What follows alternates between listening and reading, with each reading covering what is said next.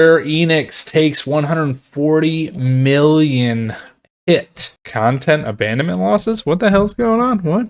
What's up, everybody? Hey, but it's Square Enix, so you know. Here and in today's gaming news, what's up, Damon? The first batch of games coming to Xbox Gamepass in May. Square Enix is taking a $140 million loss on abandoned games, and Todd Howard explains why Fallout will stay in America. This is your daily fix. Ooh, Fallout. He's talking more Fallout, huh? The fix. Ooh, I did it right on the drop too. Square Enix has revised its approach to PC and console game development and absorbed approximately $141 million in what it calls content abandonment losses. What is a in a warning to content its investment community, loss? the Japanese company said it would recognize the extraordinary loss for the fiscal year ended March 2024. This is the result of a change in approach to Square Enix's development of what it calls HD video games for PC and console as opposed to mobile and MMOs. In its note, the company said it wants to be more selective and focused in the allocation of development resources, and as a result of the close examination of its development pipeline, with this in mind, is taking the multi-million-dollar loss. Square Enix did not name the canceled or rescoped games. Oh, okay. A major game, Final Fantasy VII Rebirth, in February. They had to have made some profit from that, right? Some analysts have suggested the PlayStation 5 exclusive is struggling. Other games released in the current financial year include... It's struggling because they released it only on PlayStation. Let's be real. Okay. Final Fantasy XVI, Final Fantasy Pixel Remaster, and the Splatoon-style multiplayer game Foam Stars, which was poorly received by critics and has hemorrhaged players. Boom! I called it! I told you guys Foam Stars wasn't going to be doing good. Damn, I'm good. Since launch. Dawn Trail, the expansion for ongoing MMO Final Fantasy XIV, launches in the next financial year in late June. Square Enix also has Kingdom Hearts 4, the third game in the Final Fantasy Reboot trilogy, and Dragon Quest 12 in the works.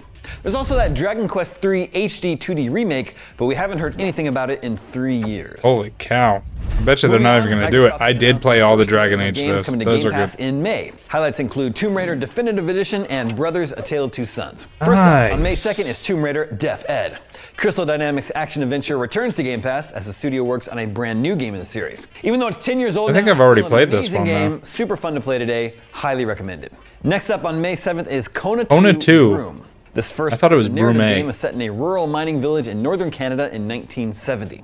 Then on May 9th, Little Kitty Big City title straight into Game Pass. In this open world straight into Game Pass, who tries to find their way back home. You gotta play as a cat to find your way back home. Brothers: A Tale of Two Sons returns to Game Pass on May 14th. It's a unique twin I played this featuring one. It wasn't too bad. Two brothers.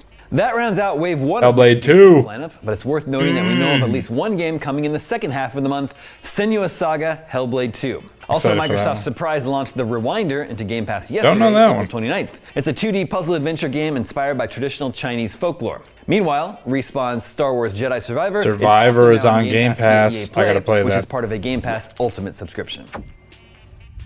And finally today, for years, Fallout fans have wondered if a video game in the franchise will ever leave the United States for another country. According to Fallout lore, the nuclear war of 2077, upon which the franchise is based, was not localized to the US, but a global event. In a new interview with Kinda Funny Games, Bethesda development boss Todd Howard ruled out such a move, confirming that the studio's plan is to keep the Fallout series set in the US. Howard explained the decision by saying he's a big fan of the Americana naivete that informs so much of Fallout's tone. Yeah. Fallout is set in a retro-futuristic post-apocalypse in which players contend with the remnants I just beat Fallout 3, guys. Corporations to various factions based upon just playing New Vegas entities. Fallout works as satire as much as it does an open-world playground. I don't feel the need to answer. Like, it's okay to leave mystery or questions. What is happening in Europe? What is happening here? I think those are good things. In Elder Scrolls, everybody wants to kind of go to these other specific lands, and I think I'm known for here saying, like, the worst thing you can do to mysterious land is remove the mystery. Yeah. Let me explain everything and answer every question. Mysterious lands, mysterious, yes. The modern Fallout games have mostly taken place along the eastern seaboard, with Washington, D.C., Boston, and West Virginia being some of the largest. But they had New Vegas, though. New Vegas focused on Las Vegas and surrounding yeah. areas, including glimpses of California, and the recent live Fallout series takes place in Los Angeles. So there's a whole lot of country left to explore, especially at the rate Bethesda releases new games. As IGN user Bloated Fish said in the comments, location. Location never changes.